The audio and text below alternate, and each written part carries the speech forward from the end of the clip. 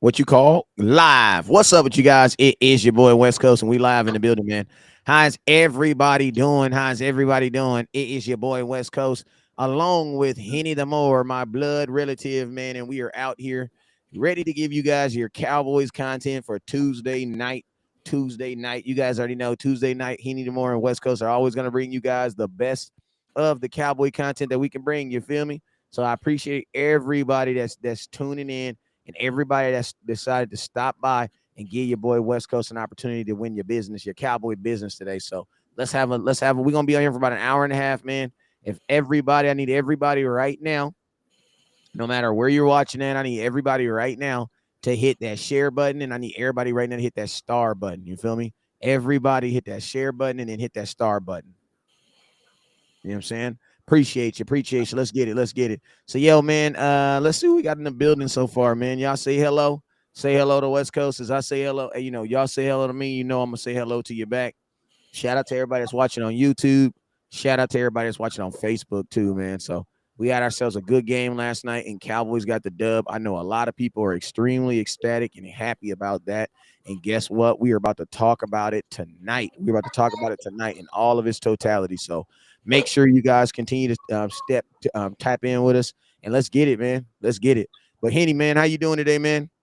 Man, I'm holding on, man. How you making it? Shoot, I'm good, man. Like I'm good. Like we literally went from zero. We went from freaking fourth place to freaking second place overnight. So, we went from the fourth worst team. We went from being looked at as the worst team in the division to now, now we second in the division, only one game away out of first place. So, I ain't gonna lie, I woke up good. You know what I'm saying? Yeah, I mean, it's just a long season, but if it ended today, we will actually be in the playoffs. So that's a beautiful thing. You want to always stay right there in competition, throughout the course of the season. So that's a good spot to be in. Absolutely, man. Absolutely, man. So, yo, man, we got some very important people that's watching. We got some very important people that's gonna be that are watching tonight. I need you guys. I need all of you guys right now. If you're watching right now, I need you guys to hit that share button. Show West Coast that you're actually watching. Let us know that you're watching right now. Hit that share button, and then also I need you guys that are watching also to hit that star button. If you're watching on Facebook, it's called stars. If you're watching on YouTube, it's called super chats. You know what I'm saying? Either way, it is all obliged, and we want to appreciate you and let you know we appreciate either way, no matter which way you decide to send, we appreciate you. You feel me? So let's go ahead and get it. What I'm gonna do is I'm gonna go through here, and I'm gonna do what's called the SS. I'm gonna give a shout out to every single person that is watching that's watching the show right now. If you're saying hello to West Coast, I'm gonna say hello back to you, and then after I do that, we're gonna jump right into the content, man. We're gonna be on, like I said, we're gonna be on for about an hour and a half, man. So make sure you guys can keep up with us, because we're gonna try to go through as much as we possibly can. We're gonna try to go through as much as we possibly can as far as everything that we saw yesterday, and last night as Cowboys beat the New York Giants, man. So let's go ahead and get it. Trying to figure out where we are on YouTube. We'll find it somewhere. But yo, let's go. What's up with you guys? What's up, everybody that's in the comment box? What's up, everybody? We currently sitting at 0 stars right now. YouTube is on right now too. So you guys, if you want to send those stars, if you want to send your super chats, it is definitely on. So make sure you guys hit that over there. And I appreciate everybody that's tuning in right now. Let's go ahead and do this. Actually, let me get this up real quick. Boom. There we go. And right now, let's go ahead and there we go. Boom. All right, so yo, let's go ahead and do this SS. Let's do the stars and let's do the shares. As I say what's up to you, make sure you say your what's up to West Coast back. Don't forget that the top star giver for today is going home with a Dallas Cowboys Micah Parsons jersey. So top star giver is going home with a Dallas Cowboys Micah Parsons jersey. So make sure you guys hit that star button. Top star giver is going home with a Micah Parsons jersey. So make sure you guys hit that star button. All right, let's get it. So Ben Garcia, what's up with you, Ben? Hey, Ben, hit that share button, hit that star button, my boy. CJ Jenkins, what's up? It's my mother effing birthday. What's up, CJ Jenkins? Happy birthday, boy. Everybody in the comment box, say happy birthday to Mr. CJ Jenkins, man. How old you turn today, boy? Happy birthday, boy. Happy birthday, boy. Matthew Shirley, what's up, Matthew? Richie, Hey, Richie with the 100 NFZ, thank you bands. for tapping in with me, man. Appreciate you, brother. I heard that. We got some people tapping in. Yeah, NFZ watching live on the YouTube with me. Yay, NFZs. What's up with you? We got the big 5'2". CJ Jenkins is 5'2" today, y'all. He 5'2", y'all. That means he's 7 whole years old. You feel me? We got T Money in the building. We got Robert Walker in the building. What up, Walker in the building? Steve, what's up, Stevie? I think it's music. I almost want to say like your name almost sounds like it's gonna say music, but it's like moves and then ski or something like that. T Money, what's up, T Money? T Money, hit that star button, boy. Hit that star button for the boy West Coast, man. Who else we got up in here? Let's see who else we got up in here. Robert Walker, what's up, Robert? Appreciate you, my boy, for tapping in. Richie, what's up with you? Antoine Beasley, what's up, sir? Jonathan Taylor, thank you, my boy. Antoine Beasley, I see you. Cole Beasley, big brother, what's up with you, man? Who else we got over here? Who else we got over here? We got some YouTubers YouTubing over here. We got OG over here on Facebook. I mean YouTube. We got John Duex Deluxe. I think that's Sean Deluxe over there. Appreciate you, Sean Deluxe. Appreciate you, my boy, for hitting that star button. And then Trina Robinson. Trina Robinson. What's up with you, Trina? Hey, Kenneth W. Tate. What's up, bro? I see you, OG. OG, triple OG. Appreciate you. And then J1 Knox. I see you over there too. Is there anybody that I mixed? Anybody that I missed? If I missed you, I promise you it wasn't on purpose. It's just because you didn't say hi. You didn't share the content. You didn't actually send stars. When you don't do those things, guys, it makes it impossible for me to see you on the show. So if you want me to see you on the show, all you got to do is hit that star button, hit that share button, and I will absolutely see you and I will absolutely show you some love. So let's get it, man.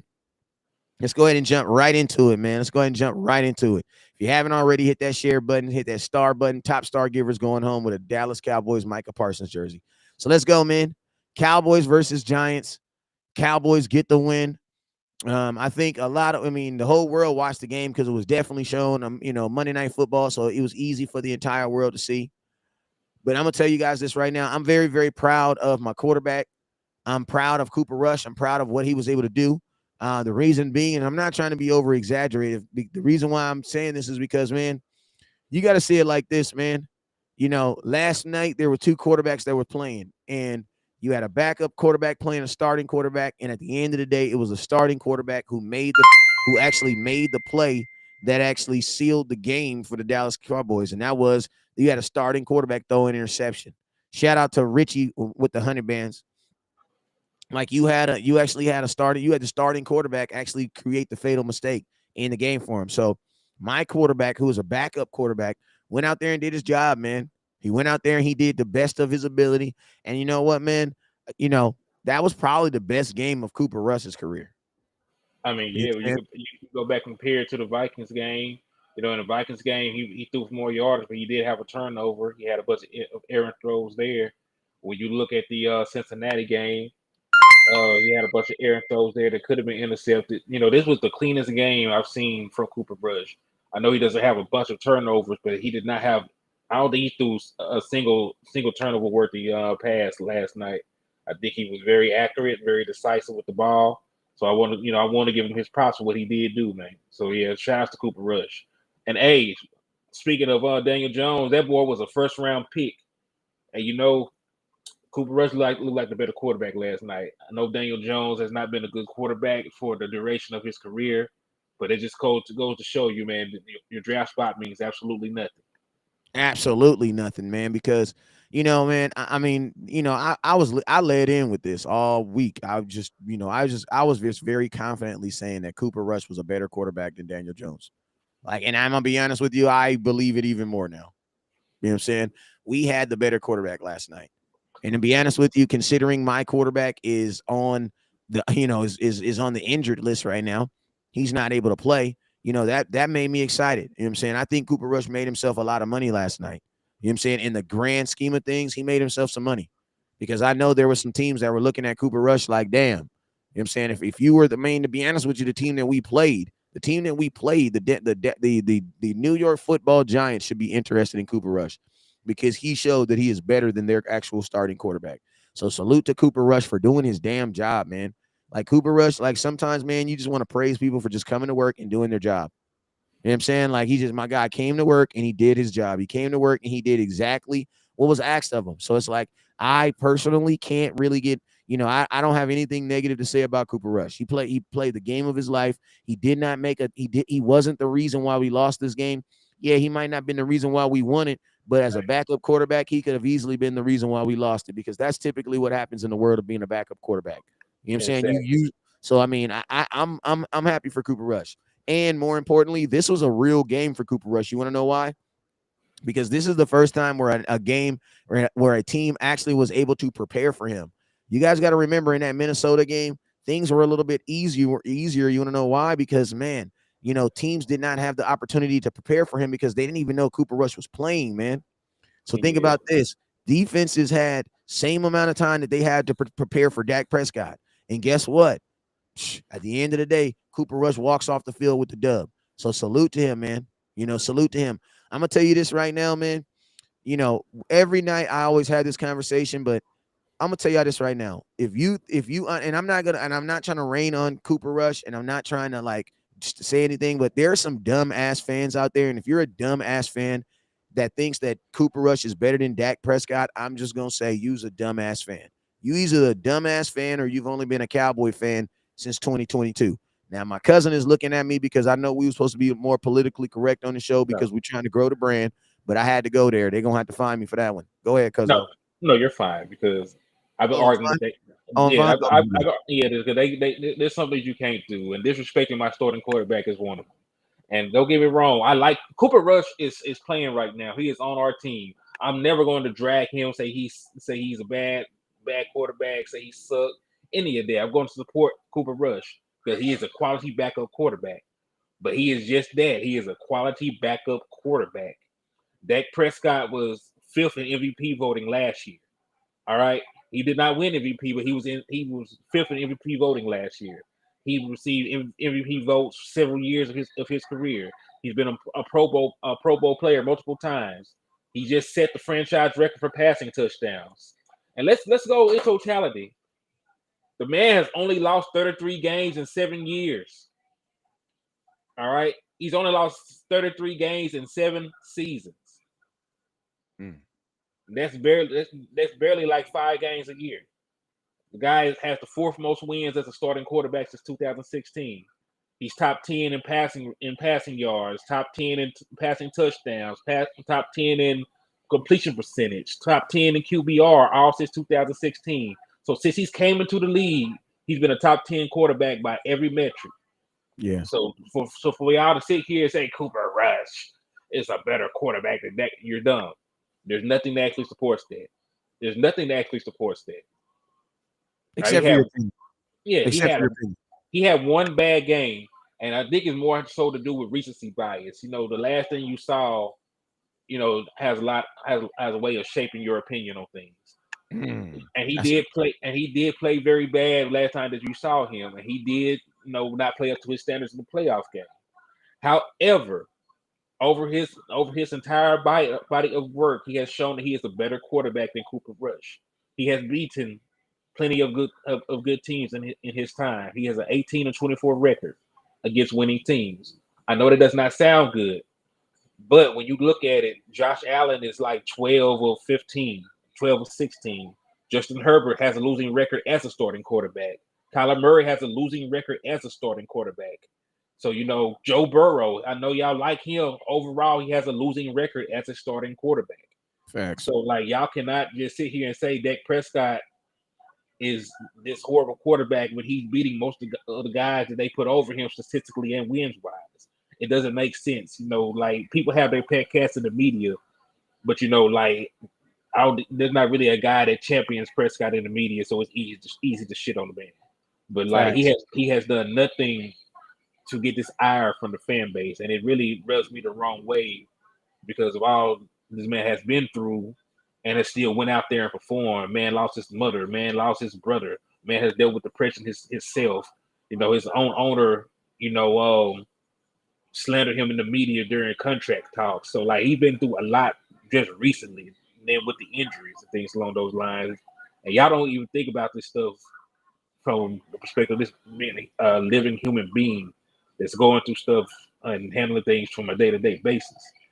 So you got to remember Dak Prescott is still a guy. He still is a damn good player. So I don't understand what the reasoning is behind some of this slander that man receives. He's not the best quarterback in the NFL, but like damn, he's top 10. If you're top 10 at anything, you're elite quarterback.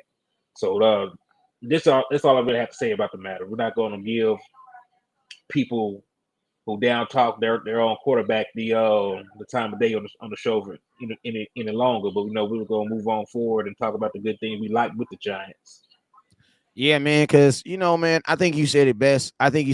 Like, this is the thing, like, you shouldn't even be talking about Dak because Dak can't play.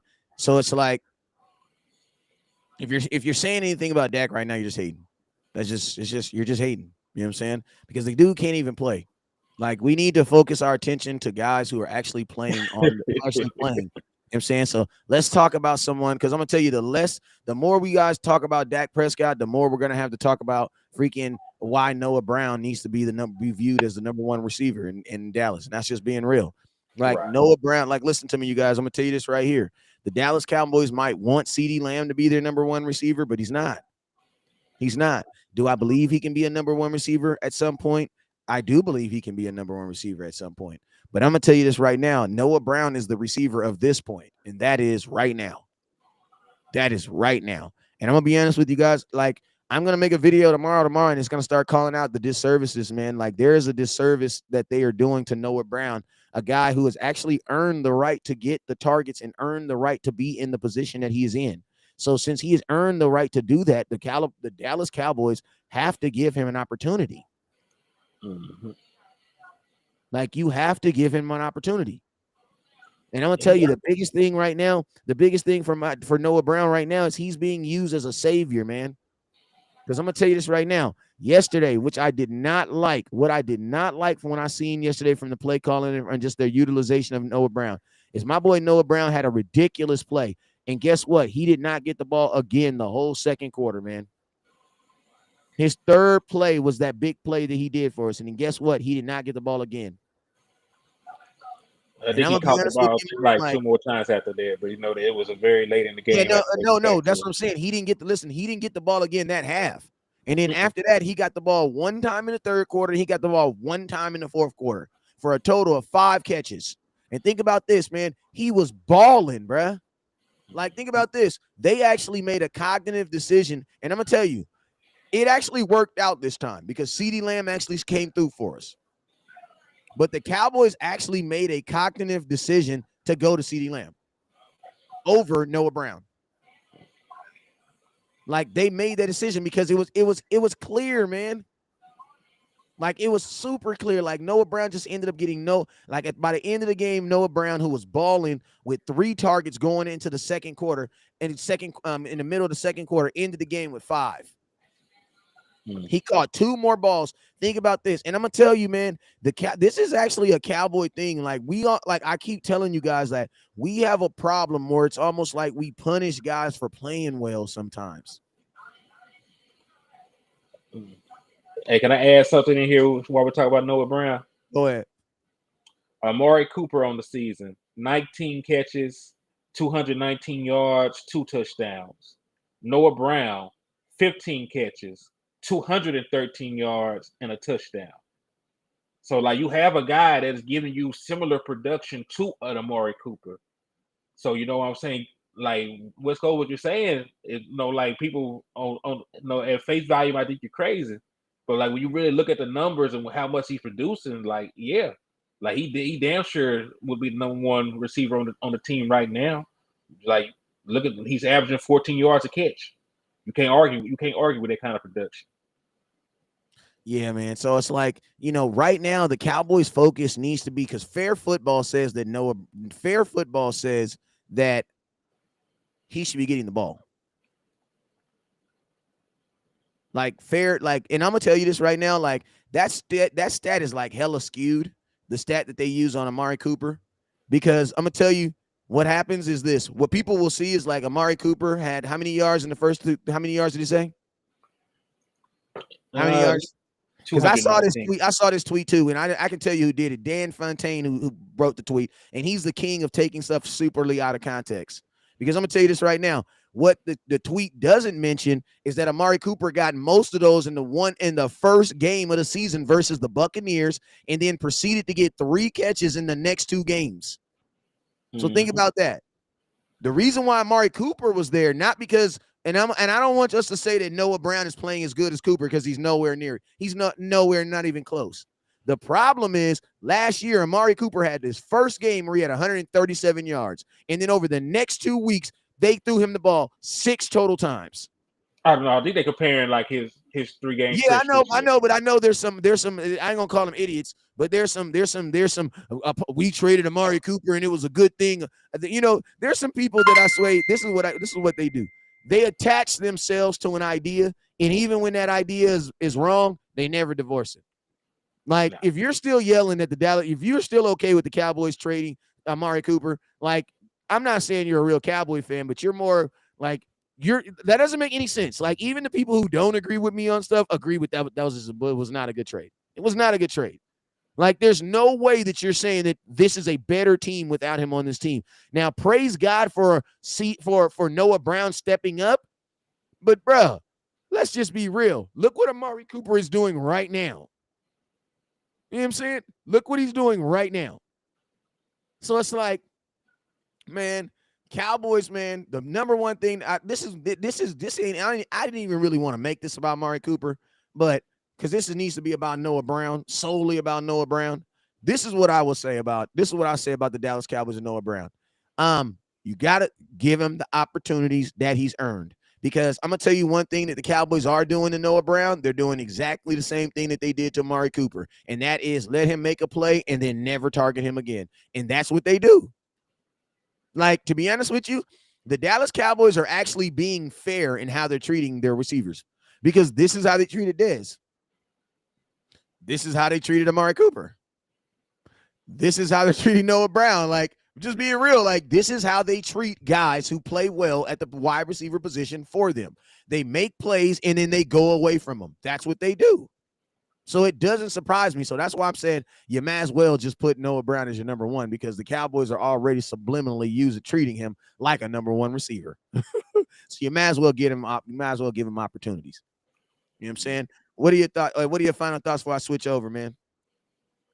Nah, man. Like, I don't even really want to talk about receiver because it's not really what we really need Like, right I now. don't even really exactly, bro. Like, I want to talk about running the ball so much, bro. Like, let's just jump right into it, man. It's your bitch to another defensive Like line. if you Let's talk about the shit that matters. exactly, man, because I'm gonna keep it real with you, man. Like, there is nothing more important than running the damn ball right now. We can disagree and agree and disagree all back and forth, but we know one thing for sure, and that is that we can run the damn football, man. And honestly, man, listen to me, man. Cowboys look unbeatable once again when they do what? When they run the damn football, man.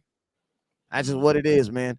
We got a bunch of power stats we about to rattle off to y'all because, we like to sound we like to, you know what I'm saying? We like to sound all important. But listen, the real matter of fact, the real stamp is this. When the Dallas Cowboys run the ball more than they pass the ball, we win the game, bro. That's just what it is. We win the game. And we win it in a matter where you look like the better team. Like, that's the thing I love about running the damn ball. That it's not even about just like, oh, this is best for us. Bro, we run the damn ball and we look like a better team. Point blank and simple. Let's I talk mean, about it. look about when we lose games. Like, it's never because a team comes in here and it throws the ball all around the yard. Like, we don't really get manhandled in games like that. Like, we get ran off the field if anything. So, like, why would you not want to do to other teams what the Rams did to us? Why would you not want to do to other teams, what the 49ers did to us? Like, it's pretty much coming since football. Like, if we're worse teams than what we were at the time. Like, even that Rams team that went to the Super Bowl in 2018, we were a better team top to bottom than they were. Yeah, and I'm gonna tell y'all this. Tony, my boy Benny said that Tony Pollard was the featured back. He really wasn't the featured back last night. Ezekiel Elliott was.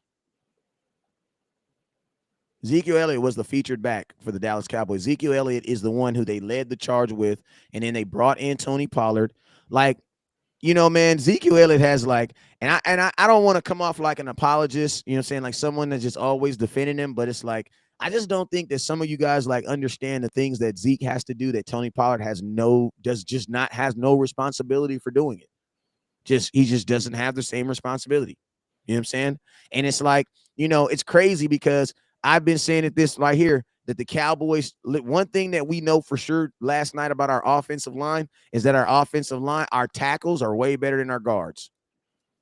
Like that's just real. And the Cowboys, they can run. They can definitely run off that left guard. I mean, off the guard and tackle combination. But when you go guard to center, no, nothing. Nothing. And I'm gonna be honest with you, man. That's why Tony probably don't get too many negative runs in the middle because they don't run him in the middle at all. Like, you know what? And I'm gonna tell you something. The way they use Tony Pollard in the run game almost makes me want to slap Kellen Moore because he knows how to use Tony Pollard correctly in the run game because they don't even have him running through the A gap. Like Tony Pollard is not running between the centers. He's never doing that.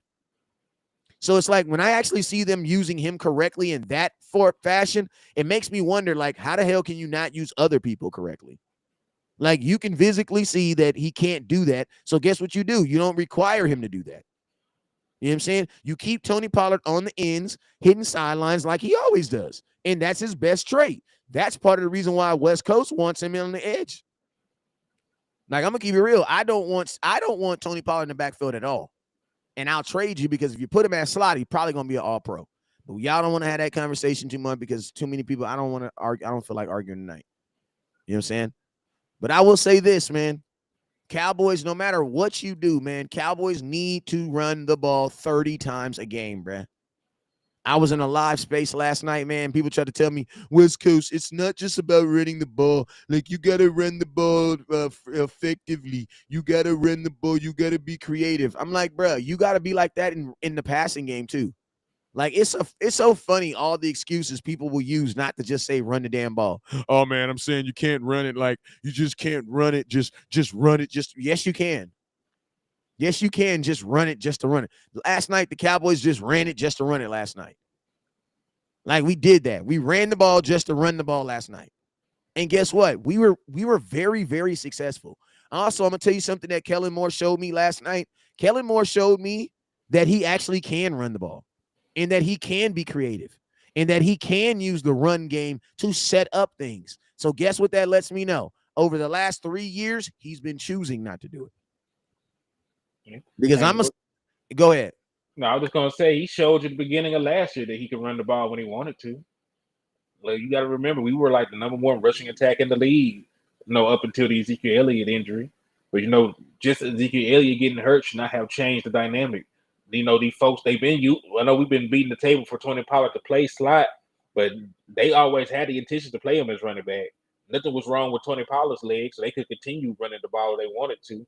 They chose not to. They chose to go back to the pass heavy attack. We were averaging close to 40 pass attempts a game, and that's when we were sort of shaky. That's when we had like the debacle against the Broncos. That when we had the bad game against Kansas City. That's when we had the heartbreaking loss to the Raiders. So like, we didn't really have a bunch of bad losses until we sort of strayed away from that running attack. But he showed that he could do it. Yeah, man, and he showed that he can be creative with it too. You know what I'm saying? Because the Cowboys showed creation. Like, and I'm gonna tell you the quick toss to the outside, man, that's killer, man. Because Tyler Smith is a man. He was just rumbling and bumbling, man. He was just rumbling and bumbling. Shout out to Tyler Smith, man, who made my list as one of my offensive guys who showed out last night. Now, I got to make a video about the big stars that showed out, but Tyler Smith actually made my list for one of my top guys. He said this dude is a Zeke cheerleader. I absolutely am a Zeke cheerleader. Absolutely. As long as he's averaging 5.2 yards per carry, I'm absolutely going to be cheerleading for Zeke. So absolutely. And you got to think like this. If Zeke doesn't get those, if they don't get those two holding calls, Zeke gets up to about 92 yards last night. Cowboys actually should have had two running backs go over 100 yards. But remember, Zeke got on one of his on nine, was it 9 yard run or 8 yard run? One of his big runs, he got called back because of a holding call. Two runs got he had an 8 yard one called back, and if I'm not mistaken, he had like a 6 yard one called back because of holding. So yeah, man, Zeke is still that dude, bro.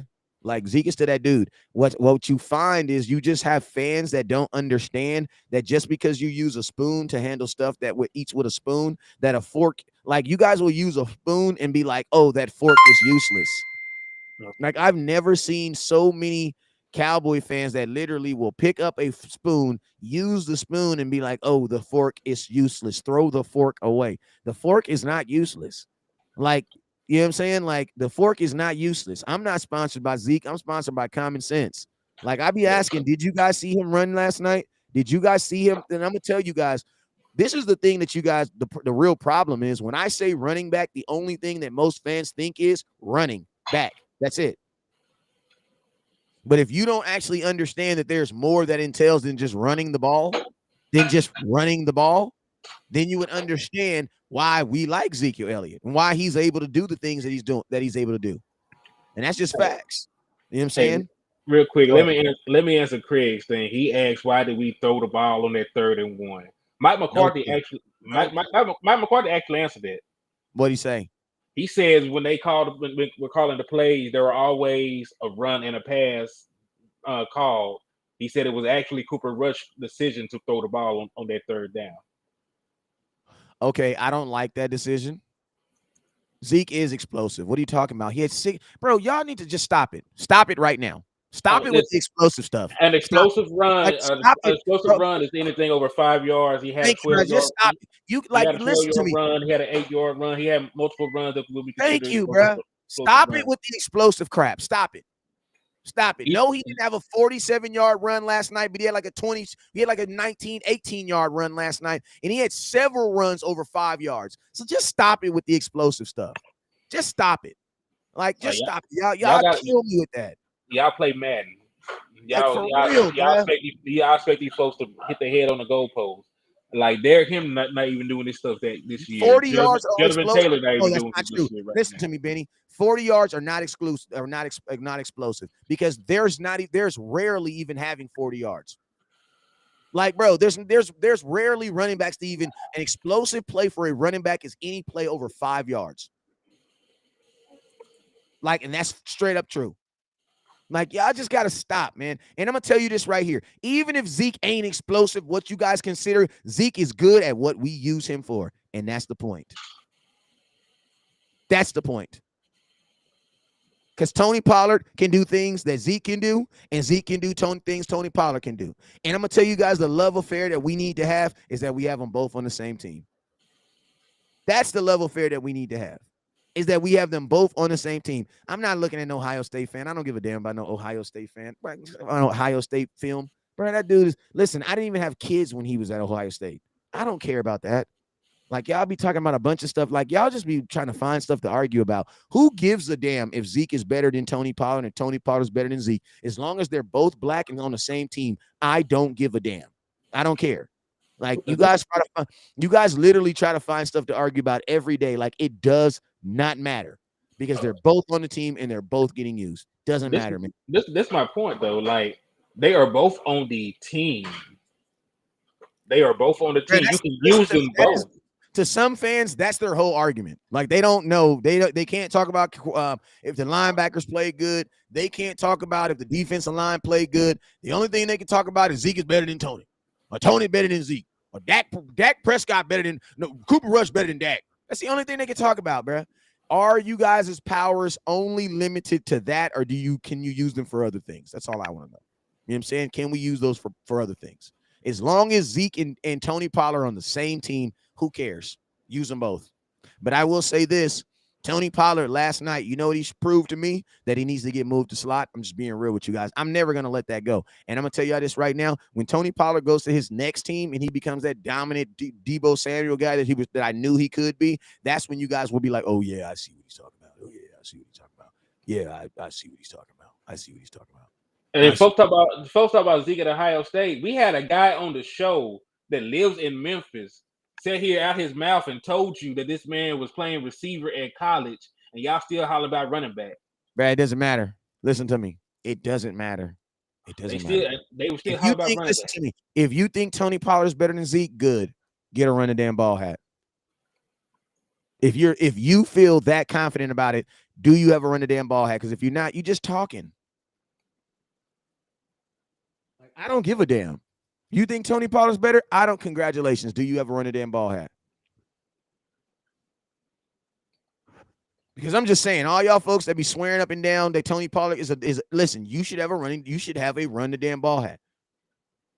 Like, where's your hat at? Because you shouldn't, because that's what you need to be yelling. You need to run the damn ball. Run the damn ball. It don't matter. Because I'm gonna tell you, it really doesn't matter. The stats say that the Dallas Cowboys are what are we, like 29-0 when the Dallas Cowboys run the ball more than we pass. Currently, right now, the Dallas Cowboys are 12-0 when we rush for more than 25 yards. I mean, 25, not 25 yards, 25 attempts. Like, bro, I don't really give a damn. I don't give a damn. I don't care. Just run the damn ball, y'all. I don't care. Just run the damn ball. I scream and holler for Zeke just as loud as I scream and holler for Tony Pollard. I scream and holler as long as Tony Pollard, just as loud as I scream and holler for Zeke. I don't care as long as they run the damn ball. I don't care. You know what I'm saying? Go ahead. Yo, what's your last thing? Nah, man, just like as long as they, like you said, as long as they're running the ball, I don't care. Because you know what I'm saying, like Ezekiel Elliott is effective for what we want. He's a power back. Tony Pollard really should be playing slot, but he's more of, when he is a running back, he's more of a scat back and can take the edge with the speed. So like you have a two-headed monster. Because you really don't want. You got to think about it. You really don't want Ezekiel Elliott running 40 yards down the field, and you really don't want Tony Pollard pass blocking. So like they complement each other very well. Facts. God, say that again, bro. You be talking too fast, bro. Like every now and then, I ain't gonna say every now and then because I ain't gonna disrespect him, but like every now and then, my cousin will really say some like he really say some ish, bro. Like every now and then, he really say some ish. Like you just said some ish. Go ahead and repeat that one more time, man. No, I'm just saying you really don't want Ezekiel Elliott running 40 yards down the field, and you really don't want Tony Pollard pass blocking. So you have guys that complement each other. Their games complement each other great. So like there are things that Tony Pollard does that Zeke can't do, but there's damn sure things as a complete running back that Zeke does that Tony can't do. Because he can't he can't do blitz pickup. He's not going to run through the middle of defense. He's not going to wear defense out with his running style. So like you have complementary backs. You should be thankful for that. Facts. Like we finally have what we really needed and always needed. And I'm gonna tell you this right here. For as much as I want to run the ball, you're gonna need two running backs. That's why West Coast was so all in on drafting Jonathan Taylor. You guys remember, I was actually on board with drafting Jonathan Taylor 2 years ago in the third round. Want to know why? Because I want to run the damn ball. What do I think is the perfect setup for Ezekiel Elliott and carries? Zeke needs to have between 15 to 20 carries. And I'm going to be honest with you, give the ball to Tony Pollard 10 times and throw him 10 passes. That's perfect for Tony Pollard. Because I'm going to tell you this right now. If Tony Pollard gets 10 passes thrown at him a game, he's going to score every game. And this is I have think about this. I have more faith in that. I actually have more faith in Tony Pollard scoring on a pass than I actually do on a run play. Because on a run play, you literally got to outrun some folks. You really got to get some good blocks. Listen to me. On a pass play, all he got to do is get open. He get open, and guess what? Go dance on them fools. Like my son say, what do you do when someone gets in front and we dance on them? You know what I'm saying? We dance on them. Tony Pollard was blocking, but he was not blocking as the lead blocker. Nor was he on blitz pickup. No, he was not. So yeah, we did see him blocking on passing, but he was not picking up blitzes. And look, we seen him fail at it too. Week 1, I know we're a couple games away, but we are not going to sit here and act like Tony Pollard did not get that blown up a couple of times. So that's that's like this is the thing though. Like, bro, I don't have to tear down Tony Pollard. I don't have to tear down Tony Pollard to make him, I don't have to tear him. Like Tony Pollard has things that he's really, really good at. And the things that he's really, really good at is getting inside space. He is a guy. He is what you call a space eater. When he And gets in space, you have to have multiple guys around him to stop him, because if not, he's gonna eat up that space, bro. And once he's on top of you, he's gone. You know what I'm saying? So it's like that's why I say keep Tony Pollard in his strength. His strength is the space. You know what I'm saying? and Like we that's don't. his And strength. other teams don't really have these conversations because like Alvin Another team Kamara. would just be using him, bro. Another team would be using him like Debo. Like that's what another team would be doing. No, I'm just saying, like you got look at other teams that run two back systems. Look at Alvin Kamara and Mark Ingram. They aren't talking about who's better. Like hell, they both play. They both play damn good together. They don't have this conversation with Aaron Jones and Dylan up there in Green Bay.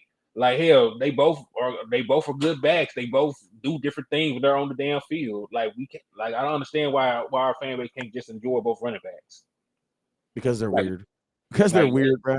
Because they're weird. And this, I'm gonna tell you, and I'm gonna tell you how weird Cowboy Nation is. They're the same ones who be complaining about our offense being old school and not doing all this new stuff that everybody else is doing. And then we're out here doing it. And then they're the same ones that are complaining, get rid of Zeke and just make Tony Pollard as your number one running back. Like y'all don't like the old school, but then you don't like the new school either. So I don't know what a lot of these I really don't know what a lot of these fans want. You know what I'm saying?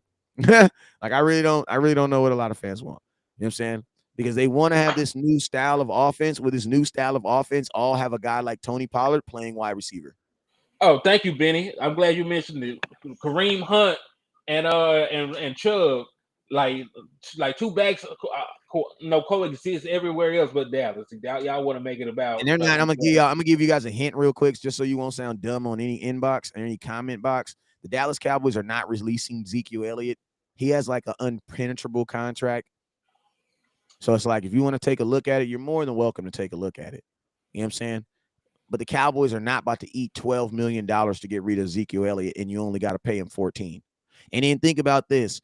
Tony Pollard has no contract. So imagine if you eat $12 million and still have to buy food. Imagine that. Imagine if I told you you're going to pay $12 million to not eat while you're hungry, but then you still got to go buy food because Tony Pollard's not going to play for free. So guess what you'll end up doing? You'll end up paying more for just Tony Pollard because you're going to pay $12 million to say, goodbye, Zeke. We don't want you no more. Then you know what you're going to do? Then you're going to have to turn around and pay Tony Pollard because I don't think Tony Pollard's going to pay for free. Put a hell yeah in the comment box if you guys think Tony Pollard's going to pay for free. Hell no. I don't think Tony Pollard. And think about this. If you were Tony Pollard and you watch the Dallas Cowboys release you for like, think about this. Think about this. If you was a running back and a team told you we're going to cut Ezekiel Elliott for you, what does that mean about you? Either you that damn good or they that damn desperate. Okay, so think about this. What is the player going to think? The player's going to think that, damn, I'm that good. Mm-hmm. So why would Tony Pollard take less money? And then think about this. If you're Tony Pollard, you're playing on the only team that's actually played a running back in the last 10 years, realistically. Mm-hmm. Like we made a running back, one of the highest paid running backs ever. So think about this. If you were Tony Pollard, why would you want to even give them a deal? The Cowboys. And then also, I'm going to ask you a question. Which position actually makes more money? Tony Pollard's position or Debo Samuel's position? Debo, easily. I'm gonna tell you guys this right now. Robbie Anderson makes as much. Well, he's making 12 this year. You have receivers that are average that make as much money as Zeke. Think about that. Like for all y'all Tony Pollard fans, man, like if you were a Tony Pollard real fan, I'm thinking he wants to get paid, right? He damn sure want to get paid. Like that man didn't go through all this to not get paid. And then when he's running back too, so you got to think about it. He's not going to get many opportunities to get paid. Yes, and also I'm going to tell you guys something. Stop asking why Ezekiel Elliott takes himself out of the game. Because if you guys notice, he's the only one that actually runs into D tackles. Like, stop trying to diminish Ezekiel Elliott, his football and what he does because your football ain't up to par. Like, bro, he's running into D tackles. Of course, he's going to take himself out of games. He's running into actual football players. Like, that's kind of a different aspect of the game. Like, stop trying to diminish him, yo. The reason why he takes himself out of the game is because he's the only one out there that's pass blocking and trying to run the ball at the same time. See, Tony Pollard only has one job. Go out there and catch the ball. Go out there and run the ball. Zeke has 2 jobs. Like, he has multiple jobs. So there's a difference. So, yes, there's going to be times where Zeke takes himself out of games. You want to know why? Because he's doing more things. He's doing more things than Tony Pollard. And I'm going to tell you guys this right now. When I talk about Tony Pollard, I am saying all this when I say this. Tony Pollard would be the best slot back in football. You want to know why? Because there is not a running back. There is not many running backs that can do what Tony Pollard does when he gets the ball in his hand. And I'm going to tell you this. There's not many wide receivers. Think about this. Tony Pollard, Deebo Sanders was an all-pro, right? How much money does Deebo Samuel make? A lot. How much is Deebo Samuel making? Let me see. I'm going to tell you, if I'm Tony Pollard, I don't want to be no damn running back. All right. So I don't want to be a running back. Why do you want to be a running back? They don't even want to pay running backs. The NFL don't even like running backs anymore. Why would you want to be a running back? Like, why? Tony Pollard doesn't want to be a running back. He wants to be Deebo Samuel. You want to know why? Because he knows as playing in the Deebo Samuel role, guess what? He don't even need to freaking get a whole bunch of starts. Dog. So Deebo Samuel contract was for 3 years, $71.5 million. Now think about this. I think we can all agree that Tony Pollard's a better running back than Deebo Samuel. Mm-hmm. He's a better running back than Deebo Samuel, right? Yeah. Okay. So what if I told you guys that in space, Tony Pollard's probably just as good as a wide receiver? You want to know why? And he's probably better because when Deebo Samuel has the ball in his hands, he's not a wide receiver. You're only a wide receiver when you're trying to do what? Catch the ball. See, that's football. You see the cuzzo right there? That's a man that knows football. That's a dude that's been coached in football. You're only a wide receiver when you're trying to catch the ball. You're a running back as soon as you hit the ground. And like Blake said, Deebo Samuels is not even looked at as a top 10 wide receiver. He's not a top 10 wide receiver. He's a top 10 player. Mm-hmm. Like, he ain't a top 10 wide receiver at all. Not even close. He's a top 10 player. I'm going to tell you this right now. That's why I tell you guys, Tony Pollard could be he could be better. Why? Because he's better at the things that Deebo does. The things that Deebo Sanders used to get himself paid individually, Tony Pollard's better. Tony Pollard gets better. And I'm going to tell you guys this right now. Benny says Zeke used to take 5-yard screens for 60 yards. Well, I'm going to tell you, we don't even throw screens like that to him anymore. So stop complaining, bro. Like, bro, Benny, you're not the same guy that you were 5 years ago. Like, praise God that the people around you adapted. You know what I'm saying? I mean, like, that's really more on our screen game, though. Yeah, that's on our screen. We don't even really run. We are not effective in screaming game anymore. Because, like, when Tyler Smith lost some of his mobility, that really affected our ability to run those screens. But, you know, like, that's really we don't even run screens. We don't even run screens. That's why I'm trying. Like, folks are literally complaining about stuff that we don't even do. Like, when have you seen Zeke? Listen to me. Zeke had he had 2 catches coming in to last week. 2. He had 2 catches coming into this game. 2. When do we throw the screen? Like, I would love for us to complain about what Zeke doing on the screen, because that means we at least running it. Like, I can have a whole show on why we don't run the screen anymore. I have no clue. Like, listen to me. Some of Zeke's biggest plays of his career were on the screen. Y'all remember that big-ass run he did, that big-ass screen he did in San Francisco? Pittsburgh. Y'all probably don't even remember that game because we blew their ass out. We blew them out. That dude took a screen like 90 yards to the crib, bro. That just was ridiculous. Then he did the little halo into the end zone. Like, I'm just being honest with you, bro. Like, they've thrown him 2 passes. Like, they've literally thrown him 2 passes. 2 passes. Oh my God, bro. Listen, Benny, I'm gonna shut you up for a couple minutes because you just on your hate train. Everything Dak do is bad. PFF says this. Okay. We gonna let you chill out for a little bit. But yeah, man, come on, bro. We don't even run screens, bro. Like, we don't even run screens anymore. Like, we don't even run. We don't even run screens. I don't give a damn if Zeke is a natural catcher of the football because that's a lie. Because Zeke actually go look at how is Zeke now. Did you know that Zeke was actually our third most targeted? Like, y'all just be lying on the internet, bro. Y'all flat out just be lying on the internet. Zeke was the third most targeted and most receivers on the Dallas Cowboys last year. Like, y'all just be flat out lying on the internet, bro. Come on, bro. Some of this stuff y'all actually got to go look at. Go look at how many passes Zeke caught last year. Like, come on, bro. We just don't run screens. But we don't run screens. I'm just being real with you. We don't. I don't know why we don't either. Well, I think Henny, why do you think we don't run screens no more? Well, I think we can now, but when Tyron Smith was in, like I said, I don't believe that his mobility was actually letting him get out in front of him like that. So like we were having some issues. Like, but remember, like at one point we were trying to run screens, they went nowhere. So Nowhere. like now that we have younger, a younger tackles, I can see it happening. So, Tyler Smith athletic as hell. He get all the way down the damn field. We can run Yeah, screens Tyler on those Smith can. types. We should definitely start running screens. Yeah, like right now, yeah, I would run a screen first play of the game, right? Like just watch the first play of the game. I would run a damn screen right to that Royal, side. hold up real quick. Royal, slap yourself. Send me. Listen, what I'm gonna do, Royal C King. Send me your send me your video or whatever you said about Zeke not being a natural catcher. I don't give a damn about him being a natural catcher. Nobody's a natural catcher. I'm gonna tell you this right now. My son has a problem catching the ball right now. I've been very honest with this. My son is listen. I post videos right now. My son's he's a monster. He's a monster when it comes to routes. Monster. But guess what?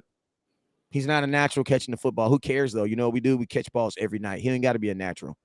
All you got to do is teach yourself, connect your hands with your eyes, and guess what? You'll catch the football. You know what I'm saying? At this level, bro, Zeke caught he got 74 passes last year, bro. Like, come on, bro. Y'all stop with these crazy, like these, yeah. I love y'all, but y'all irritate me sometimes, bro. Like, come on with this. Yeah, like, y'all literally find anything, anything to disagree with. He's not a natural catcher. He's who's a natural catcher then? CeeDee Lamb can't be a natural catcher then because he naturally drops the ball, even though he's a wide receiver in the NFL. Let's go and talk about CeeDee Lamb. What you want to talk? Want to talk about for a little bit? Not really. I want to be honest with you. Like, No, man. What do you want to talk about? Jason Peters playing tackle? I mean, playing guard. and let's talk about our defensive line, man. They need some kudos real quick. All right, let's talk about this defensive line, man. Let's talk about D-Law. Yeah, as a matter of fact, I need all y'all that were talking down on my guy Tank to put some respect on his motherfucking name. Y'all were talking crazy about DeMarcus Lawrence, talking about he got Twitter fingers, all this other stuff. Man, that man is a dog. And we ain't even been asking. Look, y'all just be sack watching. Like y'all think if a player doesn't get a ton of sacks that they're not contributing. Y'all disregard that he's been one of the top rated run defenders for several seasons now at his position. Y'all disregard all the pressures he helps apply. You disregard his impact on the game and everything else. But he finally had a monster game, sacking the quarterback and applying pressure. I need y'all, the same folks that were talking down, talk about what he does not do. I need y'all to give him his props for this right now. Yeah, I need y'all to put a number 90 in the comment box. Yeah, because it was definitely some hate. Y'all definitely be wearing me out, man. And I'm gonna tell you this right now: D-Law gets treated the exact same way Ezekiel Elliott does. And you know And I'm what? just being honest with you. And like, listen, like D-Law, I want y'all to let that settle in on y'all.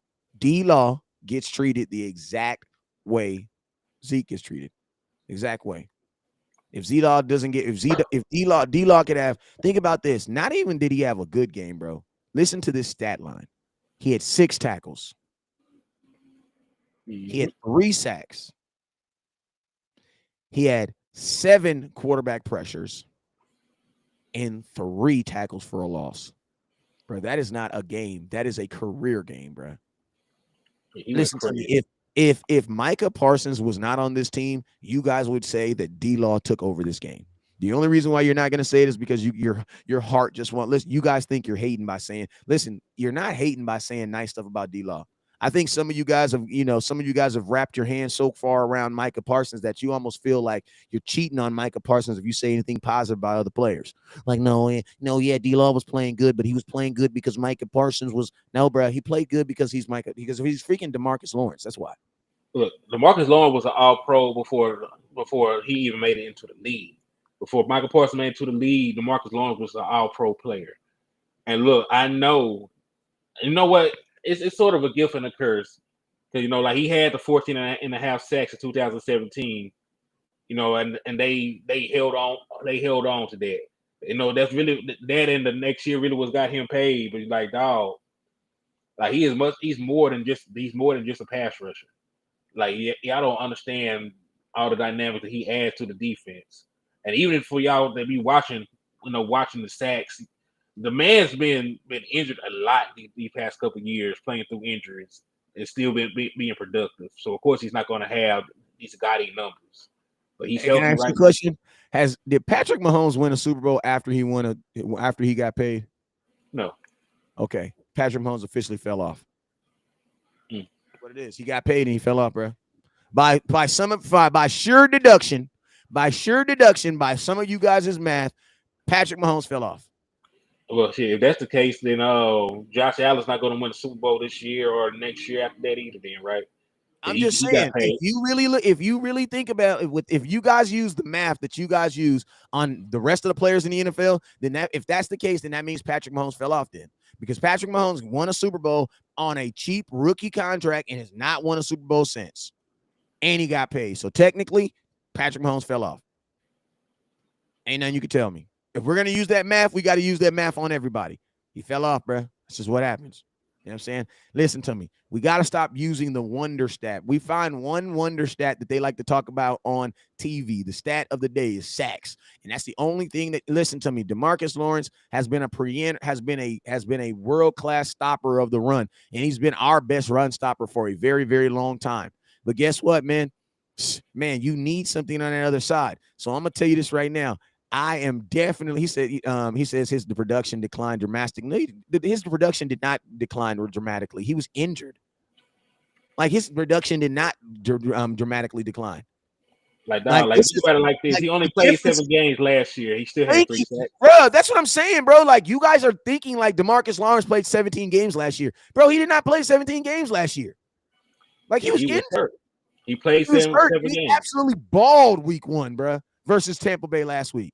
Availability is best ability. Okay, so then does that mean if Patrick Mahomes get hurt, he then sucks? No, stop it. Stop it right now. And availability does not mean anything in the Dallas Cowboys because we signed Michael Gallup, who has not even played. So miss me with that availability. That crap don't even exist in Dallas no more. No, we had Sean Lee forever.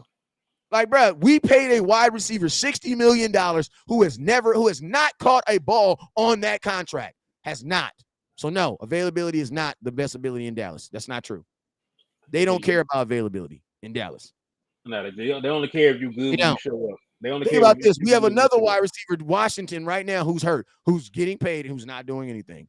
Availability is not. Nope. Yeah, Nope. you let Jerry Jones tell y'all that. That man don't give a damn about that. He get rid of folks he don't want on the team for whatever reason that it may be, but it's not about availability. Facts. I promise you that. But I'll say you this right here. Is what they say, y'all like to talk about what people did last year? Is he declining right now? Does DeMarcus Lawrence right now look like he's declining? Hell no. Matter of Okay, fact, then. Done with matter of that. fact, hey, Done with that. matter of fact, hey, that contest he having with Michael Parsons like is alive and well, right? Because he looked like he actually win that sack Man, contest I'm they gonna keep having, it right? real. I'm gonna keep it real with you. Dorrance Armstrong, y'all need to pay attention to Dorrance Armstrong because Dorrance Armstrong right now is listen, bro. You can't talk about Micah Parsons being a defensive player of the year without talking about Dorrance Armstrong. And I know people are gonna say, "Oh yeah, but he's just doing that." Okay, well, it doesn't matter why you're just doing that. You could just not be doing it too. Mm-hmm. Like, think about this. You could not be doing it too. But I know this: if you're going to talk about Micah Parsons as a possible defensive player of the year, you also got to mention Dorrance Armstrong because he is absolutely balling. Absolutely balling. Hey, he's exceeding his contract. The Cowboys actually did well with that. They signed him to a multi-year deal. I think he's going to be signed this year and next year, if I'm not mistaken, and he's going to be playing for next to nothing. with this kind of production. If he can maintain this kind of production, like man, they really wanted that deal.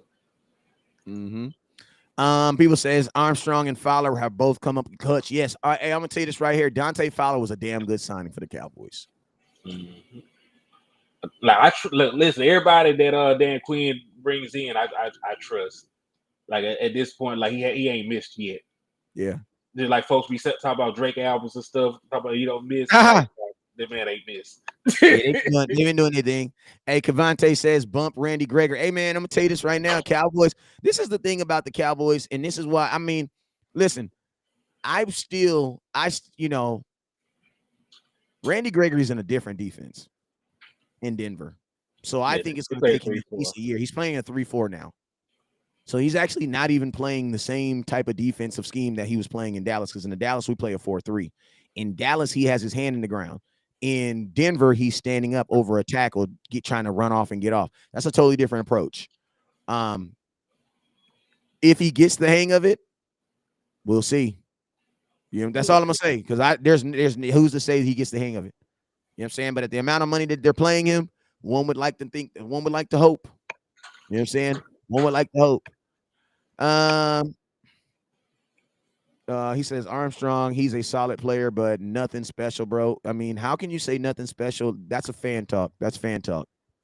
This dude has four sacks in the NFL. What are you talking about? There's something very special about this. But you're a bigger fan of Micah Parsons. That's why you just diminished 4 sacks.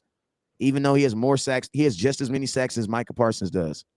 But you diminish him because in your mind, Micah Parsons is a star and Dorrance Armstrong is not. That's Jerry Jonesism. Don't do that, bro. It doesn't matter who gets you the damn sacks, bro. He's a superstar if he's doing what superstar does. You know what I'm saying?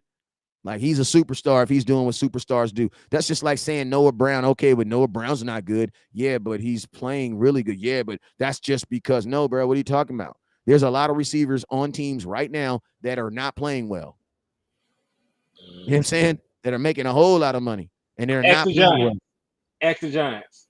The Giants got a wide receiver making $21 million right now who caught 1 pass last night. And dropped like 2. He says, chilled, we played arguably 2 of the worst offensive lines. It doesn't matter, Yogi. This is what you guys got to understand. Stop being that, I'm not going to say that, but stop. Lord, I wish we'd be in the barbershop. But stop being that weird-ass fan that listens to stuff that haters say about your team. Let's go with this. Like, the Bengals offensive line is not able to hold up, because you're going to let some folks off the hook. Listen, stop being that BA fan that repeats the same trash that you see other non-Cowboy fans. No, we're not chilling. You want to know why? Because the Eagle fans ain't chilling, and they just beat a team that's 1-2, and then backdoored it with beating another team that's 1-2. But everybody's saying that the Eagles is number 1 in the league. Listen to me. You play who's on your schedule. It doesn't matter if they're a bad team. It doesn't matter if they're a good team. You play who's on your schedule. So if the Eagles can run their ass around here talking about they're the best things in sliced bread, and we know they've only played the teams, listen to me, the best team they played was the Vikings. Other than that, they played the Detroit Lions, who put 35 points on their ass, and then they played Carson Wentz. Yeah, we're gonna go crazy on that board this week coming up. Like, bro, this is the NFL. Thank you, Cavante. This is the NFL, bro. The Jacksonville Jaguars just beat a team this week. I bet you didn't take that. What's realistic is, bro, you play the teams that are on your schedule, and you have no clue what they're gonna do and what they do. So yes, we did get sacks. I don't give a damn how bad their offensive line is. Stop being that corny ass fan that only gives your team credit when they beat so-called good teams. Now stop that. Let's go even further. We're gonna play who's on our schedule. Let's go even further. Who's on our schedule? The Bengals did not surrender a sack to the Jets. So like, hell, they can't be that damn bad. Like, they had 0 sacks against the Jets. So like, we could have been like the Jets and not got a single damn sack on that offensive line. The fact that they actually came and performed the way they were supposed to do and dominated the unit they were better than speaks more volume to what our defensive line is than anything else. Our defense has given up how many points? We've only allowed how many touchdowns this year? 3? 3. We've given up 3 touchdowns in 3 games. Yeah, the fact that we sacked Tom Brady multiple times tell you what our defense is. On third down. That man does not get sacked. And that man does not get sacked. So that tell you what you need to know. Facts. Hey, man, let's slide to this. I don't even think I got a picture of this dude. I got to go get him. But let's go talk. Why? Let's talk about Donovan Wilson, man, a guy who on defense that just. I want to talk about two people. Let's talk about the bad, the ugly first. Why I get this picture. Let's talk about the ugly. What's This the is ugly? easy. I can talk about this subject without even and do multiple things. LVE is a horrible linebacker. That's And that, water is wet. that's Continue. my whole spiel. Like that's my whole spiel. You know what I'm saying? LVE is a horrible linebacker. You know what I'm saying? Like he's a horrible linebacker, bro. Now I mean, LVE does nothing on this offense. I mean, on this defense, nothing. Like my boy, he ain't my boy. I'm gonna stop saying that. But he covers more grass than my Gardner. Like nobody covers grass better than LVE. Like, bro, how do you have a safety in the box making more plays than the damn middle linebacker? And people are gonna say, "Oh yeah, but West Coast, it's the nuance stuff that he does. It's the nuance stuff. It's the stuff that you don't see in the stat. Yeah, you don't see it What? on the stat. I get it, bro. I was in this I was in a live thing a space last night, bro. I almost, man, listen, oh my god, I almost lost it. That's all I'm gonna say. But they say it's the nuance stuff. It's the nuance stuff that he does. It's the stuff that you're not seeing on the film. I'm like, on the film, Well, listen, bro. If I he's saw doing, this man tackle his own teammate. bro, Like listen I to me, see that on the film. bro. Listen to me. If he's doing stuff that's not showing up on film, he's not doing anything because the games are recorded. Okay, can we all agree? If you are doing things, and that's like when they said that to me, bro, I literally was like, Shrek. Like what? Like what? How is he doing the nuance stuff that doesn't show up on film or stats? Bro, if you're doing stuff that don't show up on film and stats, you're not doing anything. Because everything is going to show up on a stat and everything is going to show up on film, whether it's bad or good. Everything is going to show up on film. And I'm going to tell you this right now, bro. LVE is standing in the middle of the grass doing absolutely nothing for a large portion of the game. We got a super chat from Action Pal. He says, "When Curse returns, do Dono goes to the bench?" No, No. you know why? Because Dan Quinn likes playing hybrid defenses. Yep. He'll move a bunch of safeties to linebackers. It's really something that he focused on a lot at his tenure in Atlanta. You know that's why he was comfortable putting Neil there, even though he was not effective for us. You know, but yeah, like they're gonna be plenty of times you see three or four safeties on the field because that's how Dan Quinn rolls. He likes speed, more than traditional linebackers. Yeah. I know he had no true linebackers in Seattle, but like they were too good to take out the damn field. Where else he's been from Atlanta to here, like he's gonna run with the safety packages. Mm-hmm. Mm-hmm. And I'm gonna tell you this right here, like, you know, man, I'm gonna tell you this: the Cowboys, they literally had got to the point where they were tired of because they literally moved Micah Parsons back and they basically just stopped Micah Parsons from rushing and just put him at a standard linebacker and moved LV to the right hand side. Like, bro, he was not doing anything in the middle of the field, just doing nothing. Then, more importantly, man, the proof of the pudding that the fact that he was not doing anything is go look at Daniel Jones's rushing yards. Whose job is to stop the damn quarterback? Like, bro, who's the guy that's looking at him when he hikes the ball? The damn linebacker? Like, you know what's sad to me is like, and I'm gonna say it, man, because Jalen Smith didn't do none of this crap that LVE does, and you guys murdered him. You don't know why? Because at least Jalen Smith gave you 12, 10, or 13 tackles. Oh, they were downfield. The tackles were all the way in Mexico, though. Well, guess what? LVE's not even on the game, bruh. Like, bro, he let a box safety. He let a box safety and a new guy just out. Like, listen, all you heard was Barr and Wilson all night. Going off. Going off, bro. What was LVE doing? Nothing. That man played the entire game and had 3 tackles. Bro, at middle linebacker. at middle linebacker. And the damn quarterback rushed for 9 times. So you know what that means? Daniel Jones had no threat. He had no fear of running in the middle of your field. None. And I'm going to tell you this right now. The reason why I say middle of the field is because most quarterbacks are not running on the outside, bro. Why? Because they're not trying to get killed. They're not trying to get killed. Like, I'm just like LVE, he's a horrible linebacker, bro. Like, it is time for a change. And I don't give a damn. I know he's some of y'all favorite players, but man, the Wolf Hunter's done, bro. He's done, bro. He needs it, like he needs another guy to actually tell him where he needs to be at all times because, bro, he's literally just doing this all game. And there's no defense in football that has a middle of the linebacker standing in the field doing nothing. You want to know why? Because football is still 11 on 11. And if he's not doing anything and the quarterback is throwing the ball, you know what that means? The offense has an advantage every single play. You want to know why? Because there's still 11 people on the field. Matter of fact, he had 3 assists. Yes, that's what I'm saying, bro. He didn't even have full tackles. He didn't even have a full tackle. He had 3 assisted tackles at the middle linebacker position. There is nothing anybody can tell me to explain to me that he was doing his job. Israel McQuamu, Malik Hooker, Anthony Brown, Jordan Lewis, All Donovan Wilson, DBs, bro. All DBs. had more tackles. And think Matter about of fact, this. Donovan Wilson led you in tackles with 9. And think about this.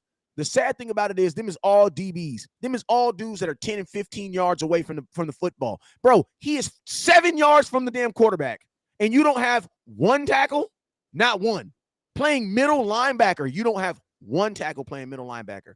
No, bro. No. You can't sell that over here. I'm not buying that.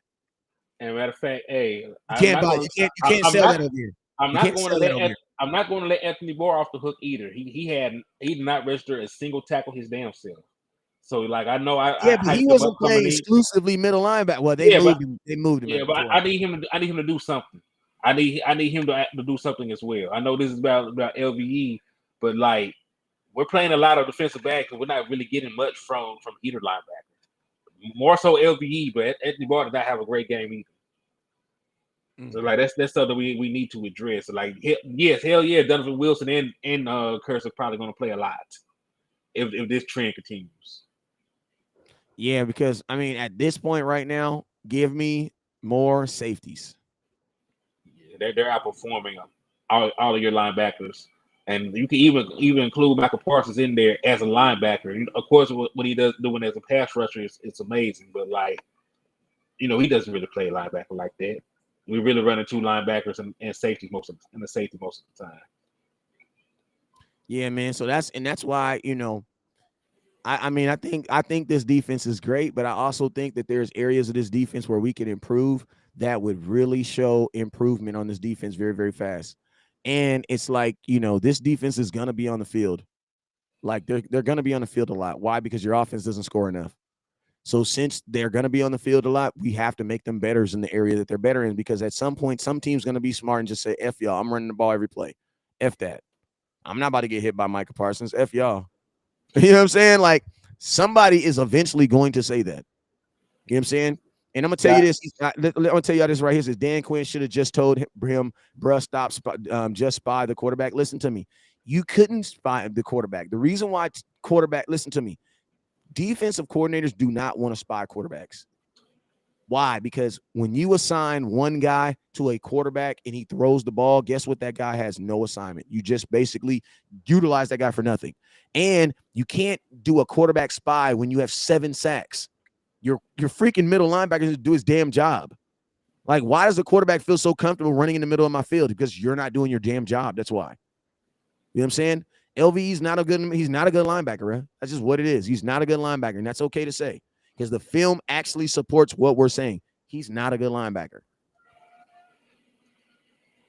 Go ahead, Cuzzo. Nah, like I think we beat this horse to submission. The horse is dead and been used for glue and everything else. Like this, I ain't gonna beat the horse no more. But yeah, man, let's what else you want to talk about, man? Because like we have more talking points besides linebacker. That's pretty much we know that's going to be a need going forward. But what else you want to talk about? You got any more talking points for us? Shoot. I mean, what y'all want to know in the comment box? Y'all let me know in the comment box. because we been on here for about an hour and 20 minutes. So y'all let me know in the comment box what y'all think. Any last player that y'all want to talk about. I know Quentin Bohannon played real good. You know what I'm saying? Yes, I'm just talking West Coast. I totally agree. I'm just saying that he was an excellent and he was a non-existent in the game. How often do you think Dak changes the play from run to pass? Listen to me. I'm not going to answer that question because we don't know. So I'm not even going to assume. I'm and not let's go for what we do know. They have two plays called every time. every time. So every time, so it's always a run play called, and then always a pass play called. For whatever the look is going to dictate what they check into. So like we never really know what they do. So like even when Dak is at the line making these cadences, you don't know what's a dummy call or not. He could be Exactly. doing all this stuff to distract the defense. We Like really Peyton can't Manning say said, half the time he said Omaha, it meant nothing. nothing. So like yeah, so it looks like Dak is doing a lot. It might be window dressing, just like when we motion a guy out, he may not really be staying there. He might just be moving to see if you're in man or zone. You might you never really know with some of the stuff with this offense. There's so many nuances to these new school offenses. You don't know. So we're not going to even sit here and fake the phone like hell. Kellen Moore probably doesn't know. Yeah, I do actually got one more subject because there is a contingency out there that's trying to say that Trevon Diggs was not where he was out of place or just didn't play well. I want to talk about that for a minute, man, because y'all tripping, bro. Like I'll be wondering like what game do some of y'all watch? Okay, so let's do facts. Like, bro, Trevon Diggs absolutely balled out last night. Like, I have to ask some of you guys, what game did you guys watch? Listen to me. Or do I just got to be more careful with the comments I'm reading? Maybe I just got to be more careful with the comments I'm reading because, bruh, that boy balled out last night. He had 3 pass breakups. He had He had like 3 pass breakups, 3 tackles. How many pass breakups did he have? And he had an interception. And he had an interception and he dropped 2. Yeah. Like, bro, listen to me. You are not in. If you are getting your hands on the ball, you're not in bad position. Like, you're in bad position when you're getting beat. Like Diggs should have realistically had 3 interceptions last night. So I don't know what the contingency of people that's saying Diggs didn't play last night, but Diggs played like a dog last night. Matter of fact, our entire secondary played good. There was not a single receiver for the Giants that caught 50 yards. The leading receiver for the Giants caught 49 yards. Like, who the hell got off? There's a guy who had 49 yards, guy who had 45, guy who had 40, guy who had 36, guy who had 20. So, like, dog, who got off? Listen, I'm gonna tell you, and I'm gonna learn you guys something. My boy Stephen Haley, if he was in position, he would have gotten 3 interceptions. That's not true. Position has nothing to do with getting an interception. Position is of your body. Listen to me, if he wasn't in position, he wouldn't have been in the. If he was not even in position, he wouldn't have been able to drop the interception. Pretty much. Listen to what I'm saying.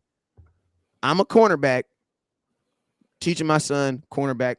That's what I want him to be. He's a wide receiver, but I want him to be a corner. But listen, position is what your body is in. If you're not in position, there's no way for him to even get his hands on the ball. If he got his hands on the ball, he was in position. He needs to work with maybe closing his hand, grabbing, maybe pulling the ball in. But you can't say he was out of position, because if he was out of position, he wouldn't have even gotten his hands on the ball to drop the interception. You know what I'm saying? And it's hard to be out of position in man When they coverage. say someone's exactly, yeah. When they say someone's in position or out of position, they're talking about their physical body in relation to the wide receiver that they're covering. You know what I'm saying? I just want to give you guys just a little learn you something. When someone drops an interception, that's not because they were not in position. It's because they ass can't catch. You know what I'm saying? Like, that's just being real. He can't catch. And you got to be honest with you guys. A lot of DBs are going to drop balls simply because, bro, they don't really know the ball's coming until the ball's coming. Wide receivers know the routes. You know what I'm saying? Like, wide receivers actually know the route. So they're catching the ball on a respawn. You know what I'm saying? He's not playing off the receivers this year. He is not playing off receiver, bro. What are you talking about? He's not. He's playing off receiver. No, he's not. No, he's not, brother. Coverage, man. I need you to go back and look at all 22. Look at all 22 for this year. Forget what you saw last year. Look at the all 22 for the last 3 games, and you tell me that this man is playing all the way off of his guys. I Mm-hmm. want you to do that and come back here with a straight face and tell me that you saw that. Yeah, and I'm gonna tell you this right here. My son can catch, so I don't know who you talking to, man. But I will say this: catching is not a being. Catches is a process. That's just what that is. You know what I'm saying? So my son plays corner because the reason why he's a better corner than wide receiver is because he's a natural route runner. Like my son, I'm gonna tell you this right now: he can naturally get open. So it's like guys like that, you want them to play corner. You want to know why? Because they know how to read routes. Part of the reason why my son is such a good corner is because he knows the actual route. You know what I'm saying? So it ain't got nothing to do with catching. And I don't think that's funny at all at any way. I share listen to me. If I share something intimate about my family, how dare you make a point or make a joke about it? I'll block your ass about that real quick. You know what I'm saying? So watch your mouth. You know what I'm saying? When I share something that's intimate about my family to make a point, watch your mouth. You know what I'm saying? Because there's reasons why we do this. And I'm gonna tell you this right here. You know, Trevon Diggs is not a receiver right now. The responsibility of a wide receiver of a cornerback is to deflect the ball. That is the job of a cornerback. You know what I'm saying? The job is not necessarily to go out there and catch the interception. That's not necessarily their job. That's why corners can get paid without getting interceptions, like Byron Jones. Now I know we don't agree with it. You know what I'm saying? I know we don't agree with it, but that's how corners can get interceptions without that's how they can get paid without interceptions. You know what I'm saying? But it's like, listen to me. Not every corner is going to drop balls. That's just how it is. Why? Because they're catching the ball off of reaction. Like they're literally catching the ball off a reaction. Go look at when Diggs catches the ball. He has a split decision and catch the ball. Like, bro, it's split decision. You know what I'm saying? It's easily the hardest position in football. You're running backwards 60% of the game. At least 60 to 70. If they pushing the ball, 60 to 70% of the game, you're running backwards. You know what I'm saying? 60% of the game, 60 to 70%, you're running backwards from a cornerback position. That's why I say, man, you have to have even the greatest corners in football. You can go find a video of Deion Sanders getting beat. I know of a play right now. R.J. Sowers beat Deion Sanders for a touchdown on left-hand side post when Deion Sanders was playing for when he was playing for God damn. Was it the Atlanta Falcons? No, it wasn't Falcons. It was older in his career. This is my homeboy. I know this because this is my boy's claim to fame. When they played the Jacksonville Jaguars, he was actually a I want to say Baltimore Raven. Raven. No, I think it was a Washington Redskin, to be honest with you. I think it was a Redskin. Deion played for the Redskins? Yeah, he played for the Redskins. You know what I'm saying? But yeah, when was it Redskins? Yeah, it had to been. My boy gonna kill me. He gonna kill me. I'm for the Falcons. This was his claim to fame. You type in R.J. Soward versus Deion Sanders. That's my homeboy. You know what I'm saying? My boy gonna kill me if I don't. But I know he. Listen, my boy literally got this picture on his.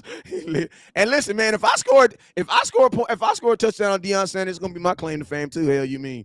You know what I'm saying?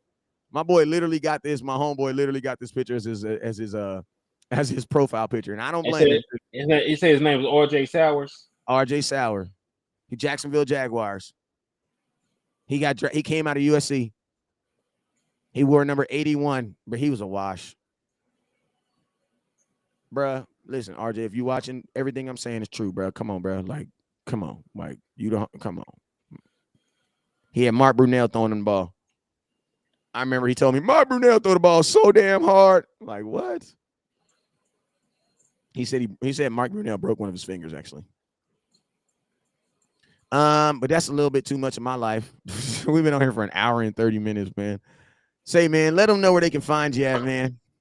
Hey, man, it's Henny DeMoore, Facebook, YouTube, Twitter, all that other good stuff, man. Tap in with me. I'm dropping my next article. It's going to be called The Cowboys Do Not Deserve Dak Prescott. The fans. Say the Dallas Cowboy fans. Don't say that. Nah, organization either.